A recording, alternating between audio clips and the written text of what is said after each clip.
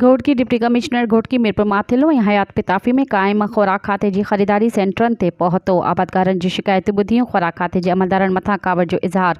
समूरा ख़रीदारी सेंटर खोलण ऐं सिंध हुकूमत जी पॉलिसी मुताबिक़ आबादकारनि खे बारदाणो फ़राहम करण जूं हिदायतूं जारी।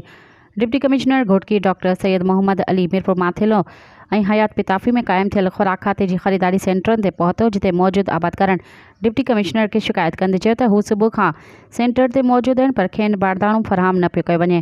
जंहिं डिप्टी कमिश्नर ख़ुराक खाते जे अमलदारनि मथां कावड़ जो इज़हार कंदे चयो त सेंटर ते ईंदड़ आबादकारनि खे इंतज़ार कराइण या मुख़्तलिफ़ उज़र पेश करण बदिरां पॉलिसी मूजिबि बारदाणो फ़राहम कयो वञे ऐं समूरा सेंटर खोले कणक ख़रीदारी जो अमल शुरू करे समूरो रिकॉर्ड रखियो वञे, जंहिंजो जाइज़ो वरितो वेंदो। इन सिलसिले में कंहिं बि क़िस्म जी लापरवाही बर्दाश्त न कई वेंदी।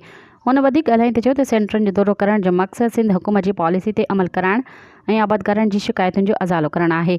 जेकॾहिं ख़रीदारी सेंटर जी कंहिं इंचार्ज पॉलिसी जी ख़िलाफ़ वर्ज़ी कई त संदनि ख़िलाफ़ क़ानून मूजिबि कार्रवाई कई वेंदी। मज़ीद ख़बरनि ऐं तफ़सीलात लाइ विज़िट कयो असांजी वेबसाइट www.awamiNewsHD.com ऐं ॾिसंदा रहो अवामी न्यूज़ HD।